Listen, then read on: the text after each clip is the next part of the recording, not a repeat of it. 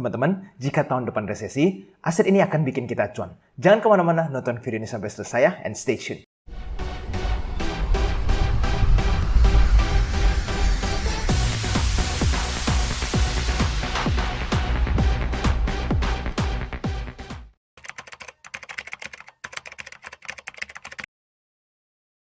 Oke teman-teman, jadi di video hari ini kita akan lihat ya, bagaimana kalau tahun depan misalkan terjadi resesi, bagaimana sih cara kita bisa mendapatkan cuan di market? Yuk langsung saja kita mulai.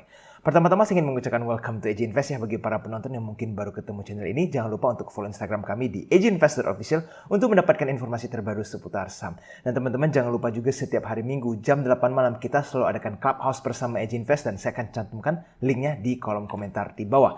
Bagi teman-teman yang ingin bergabung dengan komunitas AJ Invest, pastikan bisa hubungi admin kami di Telegram @AJInvestAdmin.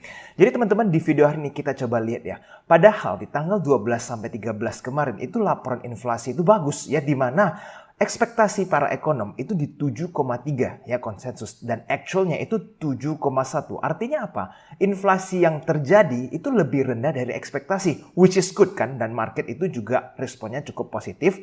Ditambah pada saat The Fed menginformasikan bahwa kenaikan suku bunga hanya 50 basis point, itu market pada tanggal 13 Desember sempat rally ya, di mana teman-teman bisa lihat ini rally cukup bagus. Nah, setelah itu market perlahan-lahan mulai koreksi sampai video ini dibuat. Nah, pertanyaan adalah kenapa market merespon seperti ini? Padahal kan sampai akhir tahun tidak ada lagi bad news ya. Ibaratnya inflasi sudah oke, The Fed juga cuma naikin 50 basis point, tetapi market itu turun dari 11.000 lebih sampai ke 10.705 pada saat video ini dibuat. Nah, coba kita pelajari. Data ini ternyata yang menyebabkan market itu tergerus cukup banyak. Coba kita lihat ya teman-teman. Pada saat kemarin laporan keluar di tanggal 15 Desember, itu hasil dari penjualan US retail sales. Ternyata di bawah ekspektasi para ekonom, di mana konsensus itu minus 0,1%, ternyata actualnya itu minus 0,6%. Nah, kenapa miss ini membuat market cukup hysterical ya, artinya koreksi cukup dalam. Ini membuat para pelaku pasar berpikir bahwa kemungkinan resesi di tahun 2023 ini semakin besar. Karena daya beli ya US retail sales ini kan daya beli masyarakatnya ternyata turun cukup signifikan di bulan November. Nah, jadi teman-teman di tahun 2023, again kembali lagi ya, walaupun inflasi kelihatannya cukup baik, ya sudah di bawah ekspektasi, The Fed juga naikinnya tidak 75 tetapi 50, yang perlu kita perhatikan adalah daya beli masyarakat itu ternyata cukup lemah, ya, cukup rendah, dan kalau misalkan ini berlanjut, maka perputaran ekonomi kan akan melambat karena daya beli masyarakat itu lemah, dan jika itu terjadi, again, kekhawatiran resesi di tahun 2023 ini bisa terjadi secara global ya, mungkin Indonesia masih selamat, tetapi di luar sana tidak terlalu baik. Nah, jadi teman-teman, saat resesi seperti ini, aset apa yang terbaik untuk kita investasikan ya? Mungkin pilihan pertama ada cash ya teman-teman, yang dimana teman-teman mungkin sudah mengumpulkan banyak cash dan menunggu nih opportunity jika saham terjadi koreksi masif. Teman-teman yang sudah ngumpulin cash itu bisa serok saham cukup banyak ya kan, karena kalau ada panic selling maka opportunity itu banyak, bahkan saham-saham bagus pun bisa saja terdiskon dengan baik. Nah, tetapi ada satu aset lagi nih yang bisa memberikan potensi return baik jika terjadi resesi nih teman-teman. Nah, sebelum saya kasih tahu, pastikan teman-teman sudah like video ini ya. Oke, mari kita lanjut. Aset tersebut adalah emas. Yes, kenapa saya bisa katakan emas? Coba teman-teman lihat data yang satu ini. Coba kita lihat early 2000s ya, resesi yang telah terjadi setelah tahun 2000. Pertama mulai di tahun 2001, Maret sampai November 2001, dan itu berlangsung selama 8 bulan. Kita lihat pergerakan harga emas dari 256 mencapai 280, dan setelah itu harga emas terus terjadi kenaikan. Kita lanjut nih teman-teman, yaitu Great Recession dari Desember 2007 sampai Juni tahun 2009. Ini 1 tahun 6 bulan. Resesinya cukup panjang ya. Nah, teman-teman coba kita lihat harga emas itu seperti apa. Ternyata itu juga perlahan-lahan naik ya, dari 783 di bulan Desember sampai ke 968. Dan setelah resesi selesai itu harga emas lanjut terjadi kenaikan. Nah, lalu teman-teman, di tahun 2020 pada saat COVID, coba kita perhatikan.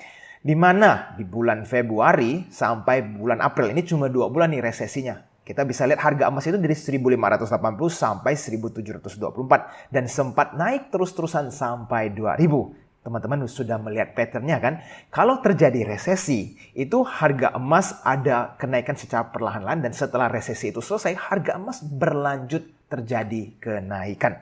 Nah, jadi teman-teman, ini sebenarnya di tahun 2020 kemarin ya, pada saat COVID, kenapa harga emas naiknya tidak terlalu signifikan? Itu karena ada Bitcoin yang lagi hype sekali, di mana Bitcoin waktu itu, di tahun 2020 COVID, banyak orang yang menggantikan atau mengumpamakan Bitcoin adalah emas digital. Nah, coba teman-teman lihat ya, pada saat 2020 ya pergerakan Bitcoin waktu itu masih stabil, tapi setelah itu langsung rally-nya nggak karu-karuan. Dari yang cuma 9.000 lebih ya teman-teman, mencapai 59.000 ini Bitcoin.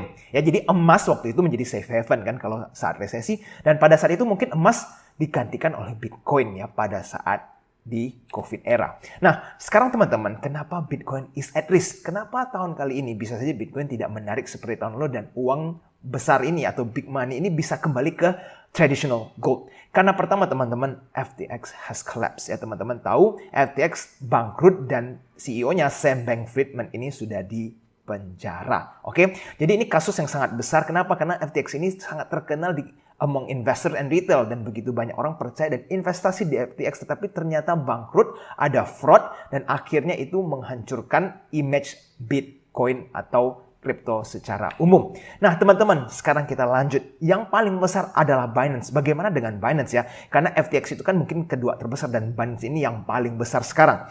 Coba kita pelajari cuplikan ini ya teman-teman. Nanti bisa menilai sendiri setelah menonton cuplikan ini. Mari kita lihat. But the audits don't reveal every problem. So, no, but an audit from a Big Four auditor would reveal that, CZ. If you could get a Big Four auditor to say that, if you're saying that some of them don't want to work with you, that raises questions too. They don't want to work with you because you don't have the files and the data that would make them feel comfortable signing off and giving that stamp of approval?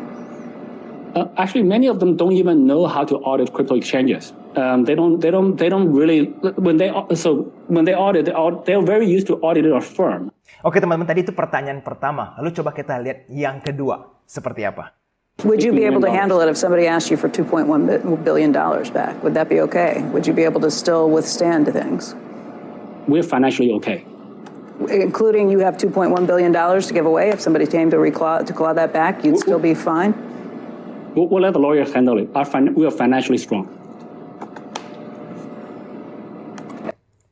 Oke teman-teman, jadi teman-teman telah melihat ya bahwa seperti apa sih hasil dari interview CZ Binance dengan CNBC di US ya teman-teman. Sebenarnya setelah melihat video tadi, pertanyaan saya ada dua. Pertama, kenapa dia bisa bilang the Big Four auditor itu nggak ngerti cara audit kripto? Padahal Coinbase itu salah satu perusahaan kripto besar juga. Itu aja diaudit sama Deloitte, salah satu the Big Four. Dan si CZ ini mengklaim bahwa auditor itu nggak ngerti cara mengaudit dunia kripto. Oke, itu pertama pertanyaan saya. Nah, pertanyaan saya kedua adalah pada saat ditanya jika ada 2,1 US billion dollar diminta untuk transfer atau clawback, itu si CZ malah menjawab, ya bisa aja hubungi lawyernya ya dan financially mereka kuat. Nah, kenapa dia menjawab hal-hal seperti ini?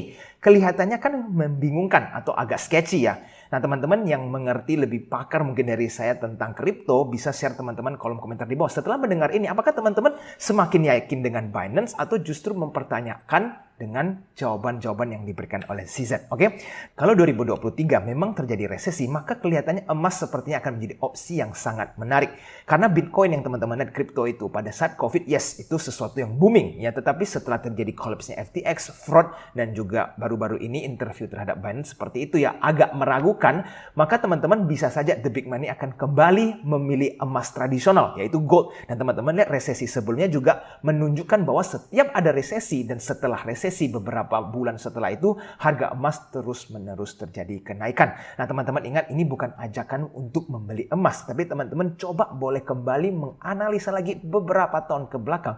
Jika terjadi resesi itu bagaimana pergerakan harga emas. Jadi video ini hanya buat teman-teman keep in mind bahwa jika di tahun 2023 teman-teman bingung mau berinvestasi apa, emas menjadi salah satu opsi buat teman-teman diversifikasi karena bisa memberikan teman-teman return yang lumayan baik. Nah sekarang kita kembali ke asing ya teman-teman, di mana IHSG pada awal Desember sampai sekarang ini pergerakannya seperti apa. Ini adalah top 41 buy asing. Dan teman-teman lihat transaksi terbesar ini juga terjadi di pasar nego, yaitu ada Good, ada CASA, dan sisanya ini kecil-kecil dan sahamnya cukup tidak umum ya, seperti APIC, ada MLBI, dan seterusnya. Bahkan BNBR ini menjadi salah satu top buy asing di Desember ini. Nah, kalau saham-saham seperti ini dengan dana yang tidak terlalu besar, teman-teman harus agak wanti-wanti ya, karena asing belum melakukan aggressive buy. Sekarang bagaimana kalau berjualan nih teman-teman? Lihat mereka ini berjualan sangat masif di saham-saham blue chip. Bahkan BCA menjadi top sell asing di bulan Desember ini ya, sampai 5 triliun nih teman-teman, dan kita nggak tahu ya nanti apakah sampai penutupan tahun BCA akan terus dijual oleh asing.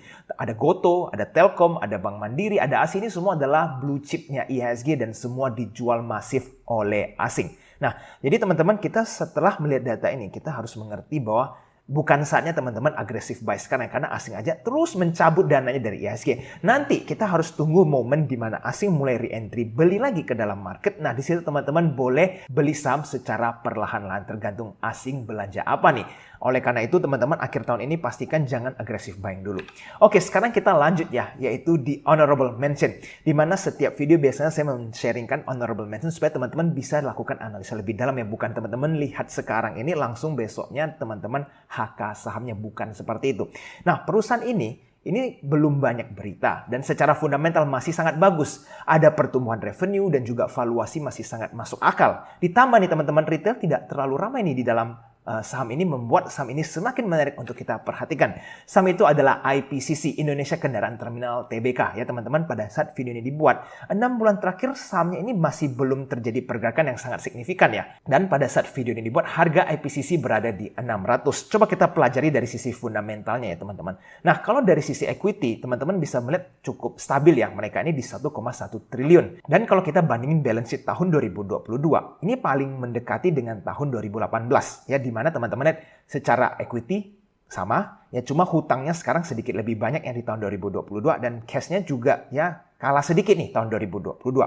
Tetapi yang menarik adalah income statement, yaitu performance mereka, di mana teman-teman lihat revenue di tahun 2018 mereka hanya 383 billion, tetapi di tahun 2022 mereka membukukan 508 billion. Ini di kuartal ketiga ya, 9 month, teman-teman lihat. Dan net profitnya, teman-teman bisa melihat bahwa di tahun 2018 memang net profit mereka lebih besar, 146, dan sekarang masih kalah nih, mungkin masih recovery dari COVID ya. Jadi teman-teman lihat sekarang di tahun 2022 net profit mereka 108. Nah, jadi teman-teman, kalau kita bandingin balance sheet dengan income statement yang 2022 dengan 2018, teman-teman harus ingat di tahun 2018 itu sahamnya 1.640 dengan performance seperti itu ya. Tetapi di tahun 2022 performance agak mirip nih, tetapi harganya hanya sisa 600, dan itu membuat valuasi perusahaan ini PBV-nya di bawah 1 ya, 0,96, dan PE ratio perusahaan ini sekarang di 9,92, berarti masih di bawah 10 nih PER-nya. Jadi teman-teman kalau lihat dari valuasi, PBV di bawah 1 dan PER juga di bawah 10. Sehingga kalau perusahaan ini terus terjadi improvement secara constant ya, artinya perlahan-lahan income statement-nya membaik, maka kemungkinan dalam waktu 1 tahun atau lebih perusahaan ini harga sahamnya mungkin sudah di atas 600. Nah, hal yang menarik lainnya ya teman-teman, dividen yang dibagikan oleh IPCC ini sebenarnya juga lumayan. Di tahun 2018 mereka bagikan Rp56. Di tahun 2019 mereka bagikan juga sekitar Rp50 lebih. Cuma di tahun 2021 karena COVID ini cash mereka kan tidak tebal, jadi mereka cuma membagikan 23. Sekarang kita berasumsi ya, karena performance-nya sekarang di tahun 2022 kan sudah mirip dengan tahun 2018 di mana mereka membagikan dividen itu cukup besar. Nah, jadi kalau seumpama kita menggunakan angka 50 lebih sebagai dividen dengan harga 600 average price teman-teman sudah mendapatkan dividen yield 8% di saham ini. Lumayan menarik ya dibanding bunga deposito. Jadi teman-teman, kalau performance-nya terus bisa bertumbuh, maka yield-nya bisa saja lebih dari 8% jika teman-teman bisa mendapatkan average price 600 ke bawah. Jadi layak untuk diperhatikan ya. Dan teman-teman, kalau kita lihat dari segi investor yang ada di dalam, itu PT Pelindo 71% dan masyarakat publik cuma 22%. Artinya apa? Tidak terlalu berat untuk mengangkut saham ini. Ya, karena kalau misalkan masyarakat sudah sampai 50% ke atas, nah baru susah nih mau ngangkut sahamnya. Tapi kalau sekarang masih lebih penting PT Pelindo untuk mengangkut sahamnya karena bobot mereka jauh lebih besar dibanding masyarakat. Dan sekarang ingat harga sahamnya masih di 600 dan harapannya performance-nya bisa terus bertumbuh di tahun yang akan datang. Dan secara teknikal teman-teman bisa melihat ini berada di konsolidasi IPCC, teman-teman bisa melihat makin lama semakin kecil. Dan kalau misalkan nanti mereka menyentuh di kisaran 510-an, ini berdasarkan technical ya, teman-teman mungkin bisa mulai cicil saham IPCC ini. Ya, pastikan ada volume juga. Dan bagaimana dari sisi broker summary-nya? Saya tarik 1 bulan nih teman-teman, 1 bulan terakhir pada saat video dibuat. Ternyata KK dan AK ya, di mana teman-teman bisa melihat mereka average price-nya di 606 dan 625. Ini untuk 1 bulan terakhir. Jadi teman-teman pastikan kalau yang teman-teman tertarik dengan IPCC ini, pelajari lebih dalam lagi bisnis model mereka, apakah mereka bisa bertumbuh, dan teman-teman pastikan Big Man ini terus mengumpulkan sahamnya. Jika iya, maka teman-teman bisa pelan-pelan cicil saham ini. Ingat, bukan langsung di HK, teman-teman pastikan analisa lagi lebih lanjut untuk saham IPCC. Dan kuis untuk video hari ini teman-teman, yaitu adalah di tahun 2023, kira-kira aset manakah yang teman-teman akan lebih banyak pegang? Yaitu pertama, apakah cash? Kedua, apakah teman-teman akan pindah ke gold? Atau yang ketiga, teman-teman masih percaya nih sama kripto Bitcoin, teman-teman belanja Bitcoin dan mengharapkan beggar lagi? Atau yang keempat, teman-teman masih akan bertahan bobotnya di saham tahun 2023, mungkin teman-teman nggak percaya nih akan ada resesi, jadi saham itu akan 2023 rally dengan sangat kenceng. Nah, teman-teman boleh share opini teman-teman di kolom komentar di bawah. Nah, nanti kita juga bisa sambil sharing di Clubhouse kira-kira lebih menarik aset mana untuk tahun 2023. Oke, video hari ini sampai di sini dulu ya. Jika teman-teman merasa bermanfaat, jangan lupa untuk tekan tombol like-nya dan subscribe channel ini supaya teman-teman tidak ketinggalan begitu banyak informasi terbaru seputar saham. Sampai jumpa di video selanjutnya. I'll see you again next time. Bye-bye.